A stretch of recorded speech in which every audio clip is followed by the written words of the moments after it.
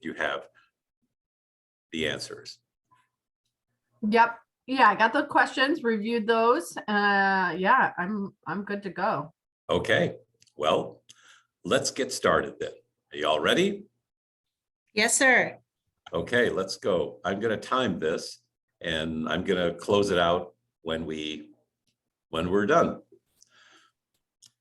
Hello, and welcome to our Mighty Underdogs podcast. My name is Armando Ojeda. I'm your Mighty Underdogs podcast host. These Mighty Underdog podcasts are intended to enable small business owners to grow their enterprises by delivering information that is authentic and actionable. So today we have a panel that will discuss the value of business roundtables. What the heck is a business roundtable? How does it work? And how do you, as a small business owner, benefit from a roundtable?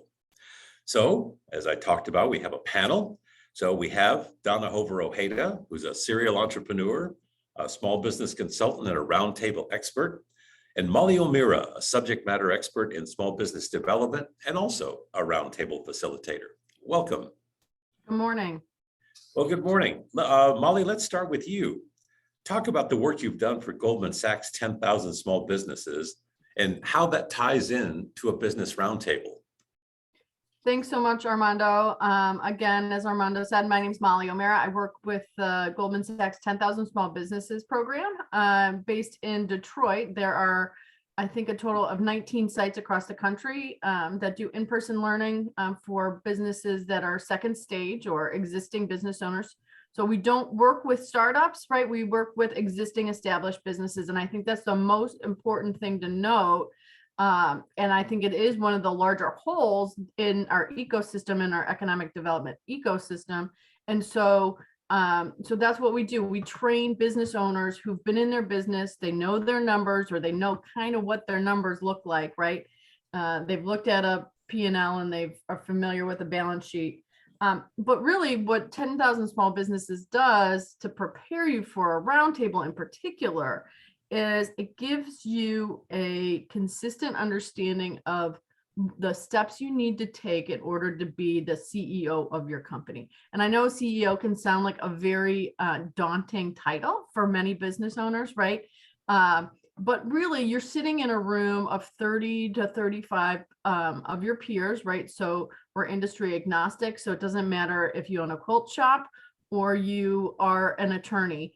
These are all business owners who are having the same challenges as it relates to growing the business side of things, right? You may be a really good technician of your business, but really what we train you to do is how to understand a growth opportunity, what growth could look like for you, for your existing line of business, and then also diversifying your business, if you will, so that you are, whether it's COVID resistant or recession resistant.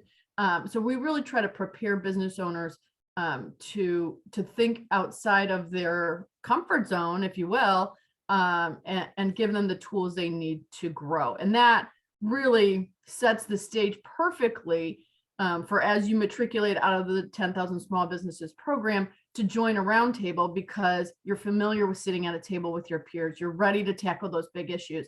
And what the roundtable does is continue that accountability, I think, most importantly. That's terrific.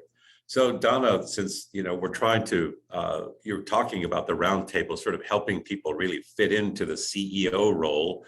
So what does a CEO role look like in a small business as opposed to a large publicly traded corporation?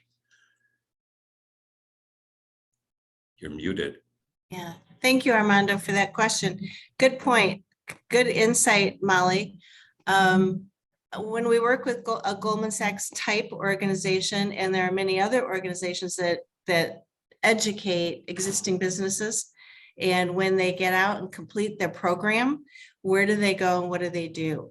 So when we put together a CEO roundtable, something that I have always said, that if people actually ran their business like a CEO, they would be much better off, in a better position, because it's not focused, your activity isn't focused around the customer, the services you provide, the products that you make. It's really about running the business. and how your business is set up and the game of business. And the game of business is time over money. Most of us are trained, like Molly said, you learn about your financials, you practice your financials, you watch your financials, you report your financials, but nobody asks you about your time, how you're spending your time. And we've been rewarded in our society that and led to believe that if I spend more time, I'll make more money, when actually it's the opposite. So, and as an entrepreneur, that's what we do. We spend all of our time, and we're very proud to spend all of our time working our business. To what we call it 24/7. What, 24/7, really?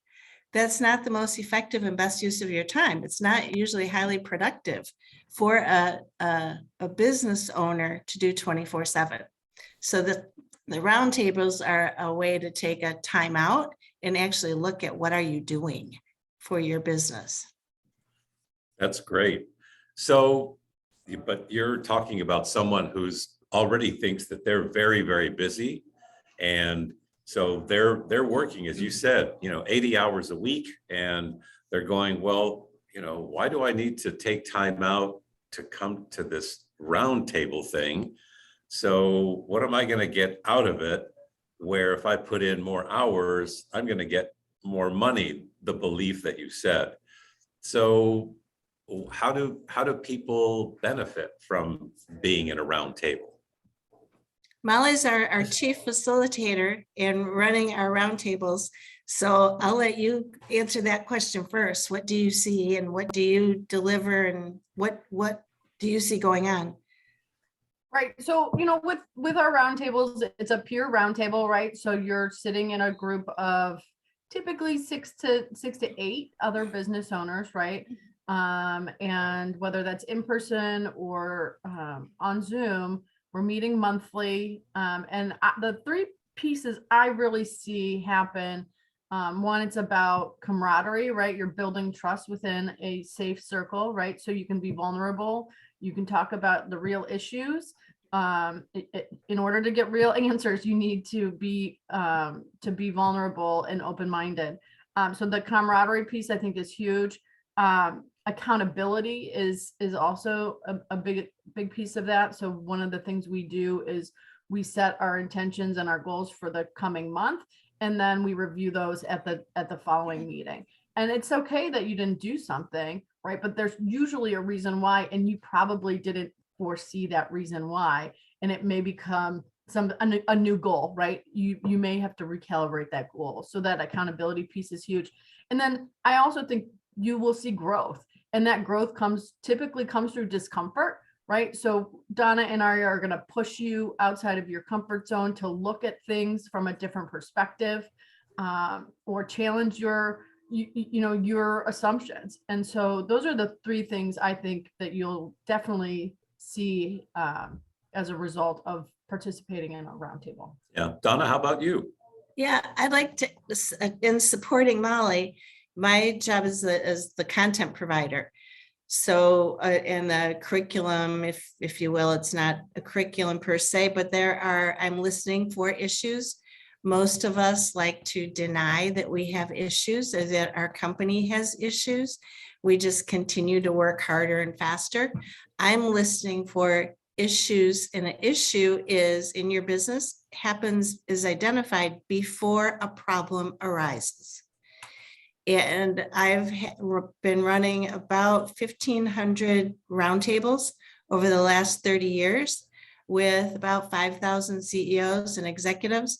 And we're creatures of habit. Businesses are very similar. Like Molly said, you can be industry agnostic, and the game of business is run the same. So you can predict issues that are coming. You can hear them, you can see them, you can smell them, you can sense them. But when you're living in it, you can't see it. So when we get together on a monthly basis, Molly and I are both listening for the issues so that we can help you identify a problem and provide tools for you to address that. Problems are expensive and time consuming. Issues can prevent that from happening. So how do we help you work less and make more? It's by identifying the issues early on that you're going to run into, because they're very predictable. So either one of you can answer. Give us a definition of an issue or an example of an issue that can become a problem for a small business owner. I got one right away. Working 60 hours is an issue. It doesn't give you time to really reflect and think about what it is you're doing. It doesn't allow you're the only one as the business owner that can create that future.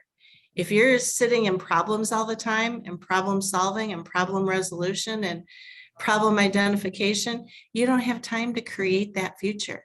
And we all know clients are problems, customers are problems, and employees are problems, and vendors are problems. If you're hanging in that space all the time, your company will not grow. You have to get past that and solve other people's problems. So the time when I hear people say, oh, I'm working 60, 80 hours, I'm really, really busy. I always ask, busy doing what? And then identifying how to give them tools and some structure to get their time back down to 30. If you can work 30 hours a week on your business, you're doing really good. That will help you grow a lot because it gives you 10 to 20 hours to be creative, to be thoughtful, to plan your business, drive your business, look for new opportunities. You can see the future and create the future when you have time to do that. Molly, what about you? I would just really second what Donna said. I think that, it's a tiresome saying, or it can be, people get tired of hearing me say it, but when you have that time to work on your business and not in your business, that's when you see growth and you understand and you have that perspective, right? And so, starting with Goldman Sachs, 10,000 small businesses, right? We ask you to step away from your business, one day a week for the whole day. And so that's where we're starting to train you to think about how do you delegate some of those things that you would just assume you would do. And you make assumptions about what you have to do. And I think that that's, one of the biggest eye openers for a lot of business owners when they when they take a step back. One of the biggest and most fun outcomes for me from 10,000 small businesses, and I think that and now with the roundtables, I get to watch these business owners grow even more, is the first vacation they take in 10 years, or whatever that is, taking Fridays off in perpetuity. Reclaiming your life is a big part of a roundtable, and that's the outcome we want for you. So, for me, working 60 to 80 hours is not a badge of honor. No, we can help you do that, right? Because that has burnout written all over it. And really what we've learned about, through the pandemic is, hey, we're all struggling, I say all, I think other people have had easier times of it than others, but, the stresses in our life have become very, very, I think acutely obvious or otherwise, right? It's just the level of stress we've all been under for the last 2.5 years is unprecedented. And I think that the business owners who had been through 10,000 small businesses or had the support of a roundtable were able to see opportunity and grow.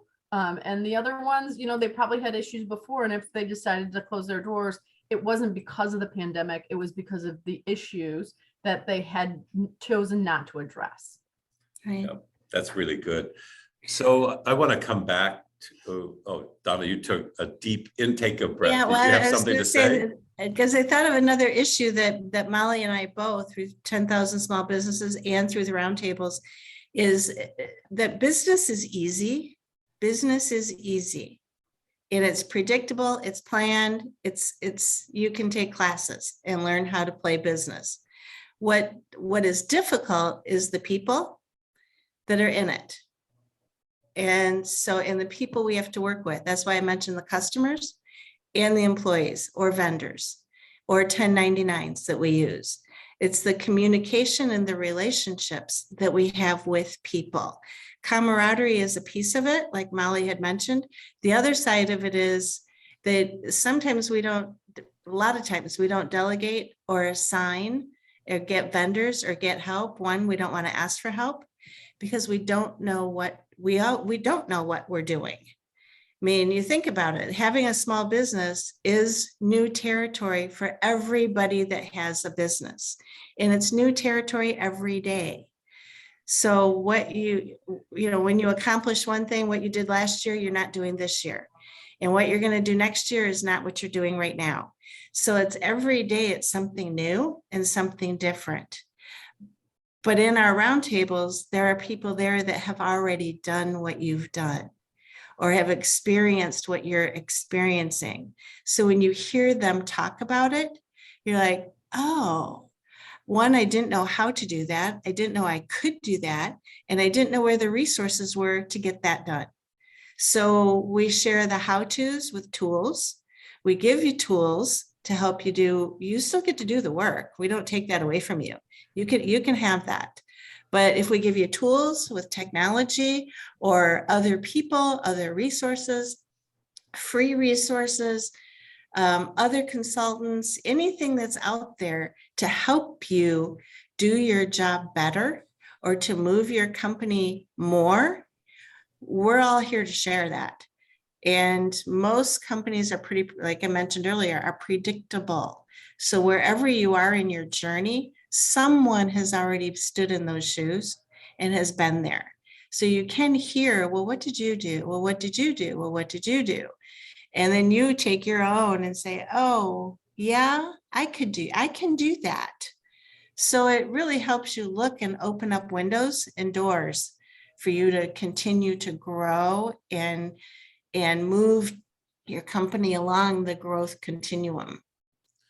So talk a little bit about the growth of the CEO and how that impacts the growth of the business.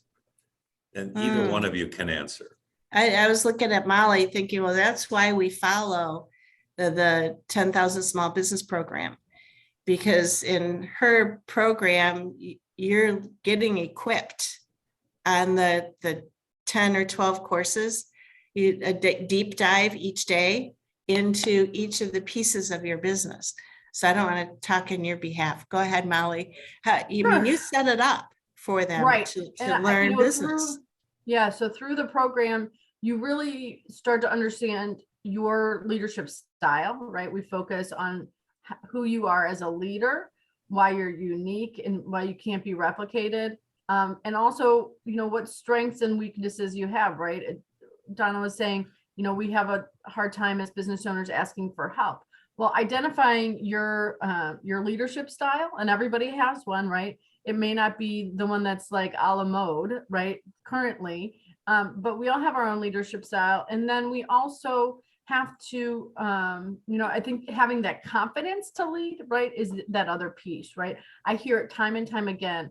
The thing I took away from 10,000 Small Businesses is now I have the confidence to make the decisions, right or wrong, right? But that's how you have to make decisions in order to know what works and what doesn't, right? And so that's really what a CEO does, right? You really need to be steering the ship, and you need to be understanding where your team is. And, you don't have to have a team of 25, 50, or 100 in order to be a CEO, right? You can have a team of 5 contractors and then it's you, but having a CEO mindset is really what's important. And knowing that, look, we're looking at the long game, not just day-to-day issues, understanding who's the right client for you, who's the right customer. You can't say, my big red flag is if I ask a business owner who their customer is and they say everyone, you know what? We're not quite ready to have this conversation because you need to know that not everybody is is your customer. And that usually happens in the startup phase. And even if you don't know who your customer is, but you have an established business, then we help you take the time to figure out who that customer is, and really what your sweet spot is. And so I think that that's the differentiator of a, technician versus CEO, or, business owner as technician. Right. I'd like to ride along with that on Molly and on the mindset that I have seen the changes in the growth in people in our roundtables by just their mindset change. You see the light bulbs go on, what they either learned in school or saw on TV or read in a book, and they think that that's how the world goes. Well, when you actually go to apply it to you and your leadership style and in your business, I can guarantee you it doesn't work however you read it in the book or however you learned it in school. That is not how it works. So in our roundtables, we add to, now that you have your plans together and now that you've taken the Goldman Sachs program, now let's keep it fresh. Let's keep it moving. Let's keep looking at what are you running into and go back and adjust. Well, you covered that in this class, right? And how does it apply to you? Like we do flow charts, business flow charts. And one of our members said they thought it was just tedious work. But once they got the flow chart completed of how their business actually operates, they were able to see that their mind was all confused. And your mind mapping is like a big web of yarn. And when you can open it up and lay it out, you can see what you're actually doing and where your gaps are and what your pieces that you're missing. So missing pieces means you're overcharging or redo work, causes a problem. So that's what you have time to look at. Right. So, so in a roundtable, people learn from each other, you provide resources and tools, but talk about the value of mentoring, because I believe that Mighty Underdogs also provides mentoring. Is that correct? And what is the value of mentoring to a small business owner? I'll step in on that one for on Molly's behalf. We do not do mentoring.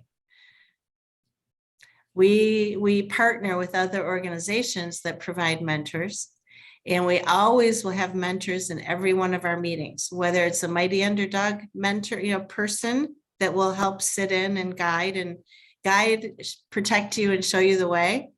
Or we have other, like I said, organizations. We partner with SCORE, and their mentors are very willing to help out and very helpful and useful. So in between your roundtable sessions, you can have mentoring, you can have paid consulting, you can have projects, you can have a lot of things happen in between.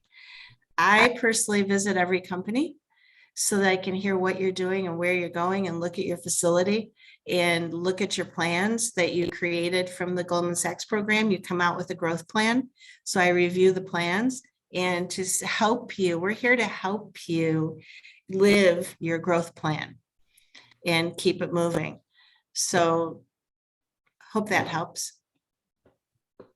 Molly, do you have any additional comment on mentoring? I would just say, mentoring can look different for many different people, right? And that traditional mentoring is not always available to folks. We can talk about, what's the difference between a mentor and a sponsor, and and all of that. I think that's a conversation for a different podcast. But really, I think mentoring, and what I do as a facilitator and as, the alumni manager at our local 10,000 small businesses site, is really connect you to the resources that you need, right? So I'm constantly saying, hey, I think you might benefit from reaching out to this other business owner. She's a little bit further ahead of you in the game. They're very, open and honest about their processes and really building community through, even within similar businesses. One of the things I always say is it's rare that you have a direct competitor, sitting in a room with you, because even though you might think you're going after the same clientele, you quickly realize that your unique value proposition is significantly different from that other business owner, right? And so what can you learn by keeping an open mind? And so we talk about peer mentorship, and certainly traditional mentorship can be a great value to others. So, SCORE, SBDC, anything that your tax dollars pays for. And then, also considering, we can help you get ready to make an ask of somebody. If you see somebody within your business community that you would really like to mentor you, then, hey, how do you approach that person to say, I'd love to take you out to lunch. I'd love to learn from you. This is what I see. We can help guide you in how to maybe make those connections, knowing full well that sometimes that first ask isn't going to necessarily come out the way you anticipate. But that's part of the learning journey as well, right? And once the curtains are pulled back on a lot of businesses, you realize that's where you gain that confidence. Oh, they struggled the same way. I thought they were making millions of dollars and had like a private island in the Caribbean. Well, that's actually not the case at all. We're not, there are very few Richard Bransons. And so, and not that Richard Branson wouldn't be a great mentor, but he's probably not going to be your mentor. But so that's how I look at mentorship, right? And there's a lot of different ways to get it, but being open-minded to receiving feedback and understanding. Maybe it's the elderly person on the corner who you're just really listening to intentionally. Yeah, that's great insight. Thank you. Thank you both. So I want to have a final question here, and that is, without violating any confidences, of course, from the roundtable, can you give us an example or examples of how the roundtables have actually helped a small business owner? When the light bulb went off and what happened after that? I have a quick one. Well, Donna was alluding to one of our business owners when they were doing their flow charts, right? When you sit down and you think about every single process that goes into accomplishing your sales, your fulfillment, whatever piece of that puzzle is, right? And it's not just, hey, this is my business flow chart. You're probably going to have 10 flow charts or a flow chart for every single process or, particular piece of business. And so I think that is really, and some people have come in, I have my flow charts, we're good. And, and then maybe they're taking that time to relook at that. And we start with flow charts pretty early on. The other thing is giving folks the confidence to look critically at their staff and say, hey, I might need to have a conversation with this person, and ushering them along the way, the path of, hey, is this person going to continue on in my organization? Is that person a good fit? Whether that's for cultural, do they fit your company culture, or are they just not happy in their role because they're not doing the right work for them, right? So we've had instances of people saying, hey, this isn't a great fit for me and for you, right? And having the confidence to be able to say that and then move forward. And then that feeling of, it's almost euphoria when you're like, oh my gosh, I just took this brick wall out of my way. I kept trying to scale it, right? We just kept trying to scale this brick wall, and now it's totally removed, and you can move forward with intention and purpose. I just thought of another one on a real estate person that we have, that she runs her own company, and that we were looking at her website, because her website looks like how she sees herself in the position and space that she wants to hold. I looked at it after looking at her growth plan and listening to what she's trying to accomplish and who her customer really is. It may have been one type of customer before the pandemic. Now, after the pandemic, it's a different customer. So when I looked at her website, it was like, well, your website isn't doing what you said. So it was positioning, the website needed to be changed. So I guess my point is the way she saw herself in the space that she wants to hold in the market is different than who's actually buying from her. And when she adjusted the website, didn't change it, just adjusted it to change some of the messaging and change some of the pictures that were being shown. Now the phone's ringing off the hook, and it's just flipped her business on the other side. So we don't try to change your business or fix it. Because there's nothing wrong most of the time. It's not broke. It's just, how do we make it better? And how do we tighten up and sharpen the stone so that it gets laser focused? Remember, we're trying to get you off the 60-hour work week. We're trying to get you down to 20 hours a week so that you can start another business. But you can't start another business when you're working 60 hours a week. So, and you need to have more than one business to be a millionaire. So how are we going to do that if one company is sucking all your time? So we got to get processes improved and the viewpoint improved. So it's making those fine-tuned little adjustments around the edges without making big changes in what you're doing. Very good. Well, Molly, Donna, thank you very much for providing this very useful information, these really great insights and examples. And so thank you very much. We really appreciate your time today. My pleasure. Hey, do we want to share some information about how you can inquire about more info? Please do. So Guys, look at the is three it of on us the who's going to do website? that. At www.mightydogs.club, you can sign up for our peer-to-peer roundtables, or you can contact Molly. She's in LinkedIn. I'm in LinkedIn. Armando's in LinkedIn, and get a hold of reach out to any one of us. And we don't put everybody in a roundtable. We'll talk to you first and see where you are in your growth and in your journey. Sometimes you got to go through, it's a good idea to go through Goldman Sachs 10,000 Small Business Program first. And sometimes we can work around that, but we prefer that people go through the program first or something similar. SBA has a program, Emerging Leaders. That works. Even Emerging Leaders has changed now, and I can't remember the new name of it. But it's actually a different program now. But if you want to learn more about 10,000 small businesses, go to 10ksbapply.com. So 10ksbapply.com. And then you can also reach out to me, like Donna said, on LinkedIn. Right. And I will have all of this information in the show notes, so you can access the show notes as well. Oh, great. So thank you very much. Really appreciate it. So thank you very much for joining us today on our Mighty Underdogs podcast.